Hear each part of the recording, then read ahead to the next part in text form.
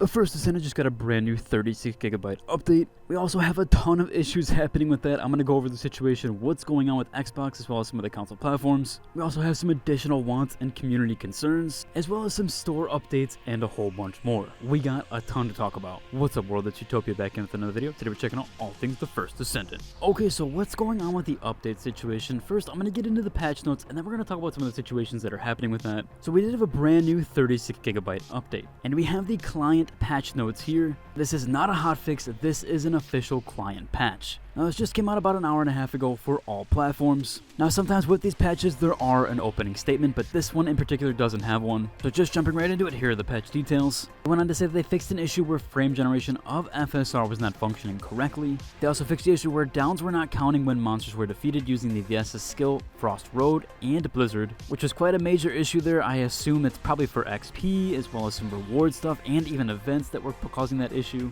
or at least making that issue even worse. They also fixed an issue where the pattern of the cooldown in the Dungeon of Fortress was not appearing as intended. And the reset issue of Evolution stage for the Bunny Speed Awakened 1 skin will be resolved today. They'll be restoring the reset data and combining it with the accumulated data after the maintenance on Friday, which again today 7/19 is when this patch just went live. They also said please note that one-time disconnection may occur during the restoration process. Now, what's going on with this update? Why is this update so large, as that was all the patch notes there? However, we're having another 36 and 34GB update on some platforms, so it seems like Xbox got 3 different 36GB updates today. There were some issues with other games like No Man's Sky and the Finals, so I'm not sure if that's any correlation there or if it's just coincidence, but something seems to be happening over on Xbox. Now, because this is a client-side update, people are having to re-download nearly the entire game, and because this isn't just a baseline hotfix but an actual client-side update, this is why it's so large, which more than likely also means there was some game engine tweaks, obviously with FSR,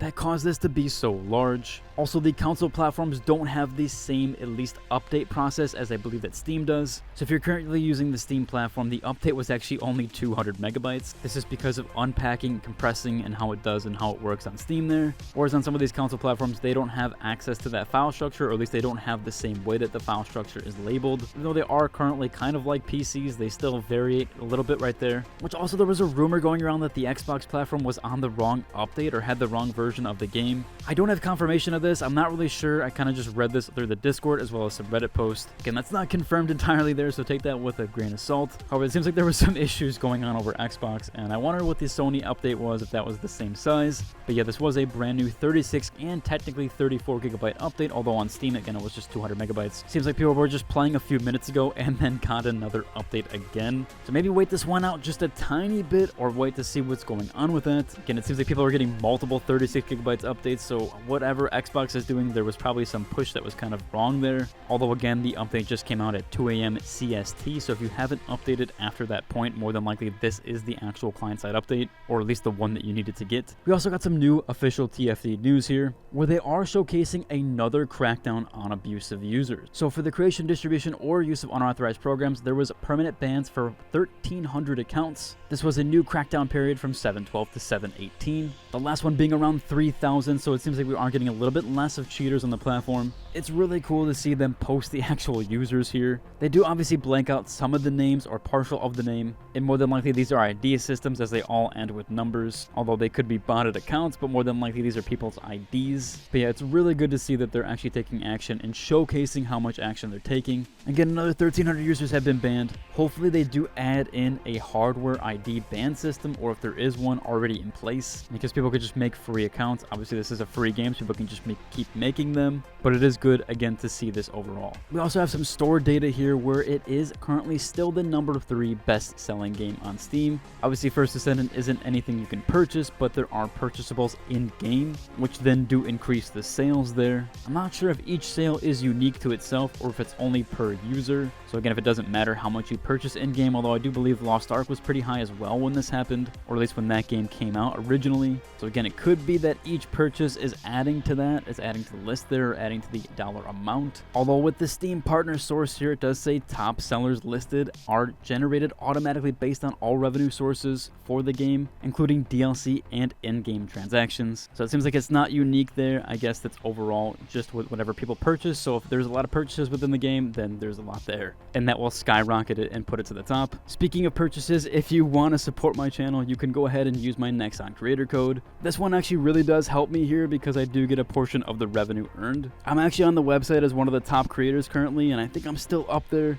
I'm barely hanging on though, so if you guys can support me, I'd really appreciate that. I'll include a link to it down below as well as my tag, although I do believe you can't use it in game currently, so you will have to head to that website and log in and use it that way. Also, the subreddit announced some stuff here. They finally hit 100,000 first Descendants, or obviously people joining the subreddit. So that just happened yesterday. We did get 100,000 people on the subreddit. That makes it incredibly large. They also went over here and discussed the community wiki, and of course you can join the Discord. They do link to that down below, and they still do need more moderators for the first Descendants, so if you do want to apply for that, they did include a link to that as well. We also have some additional calls here from the community. People are still pitching to remove the 5-minute cooldown from outposts. Again, yeah, this just seems like really counterintuitive to the gameplay style overall, as well as the game in general. Most of the stuff is farmable. You can play the game or do void shards over and over again. However, this one mechanic here where outposts are just not able to be farmable is really weird and odd, and you can just switch instances which allow you to even farm it better. Although in this case, more than likely you're going to want to use Sharon because she gets the extra drop rate or the extra chance to have an additional drop rate, or at least for the extra drops, which means you have to go to a private instance, and so you won't be able to create a new instance, and so you won't be able to farm it as efficiently as someone using multiplayer.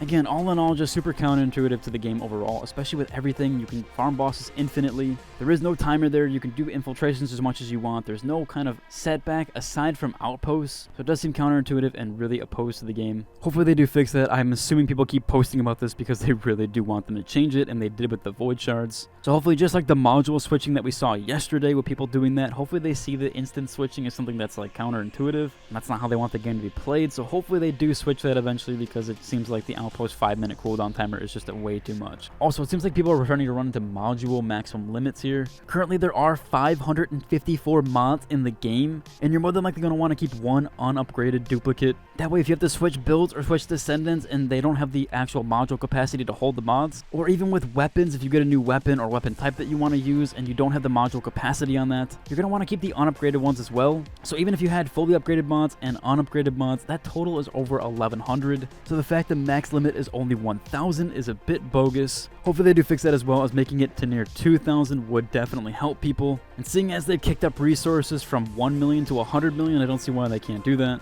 All this stuff will just make the playthrough more seamless and really help people out. So again, I hope the devs listen there and do change this over, as there is just a lot of stuff in the game currently that kind of goes against the player, and I feel like that's why we're losing a little bit of the player count. Hopefully they do get this sorted out and fixed by August. Overall, that's about covered for today's video. If you like, subscribe. See you next one. Deuces.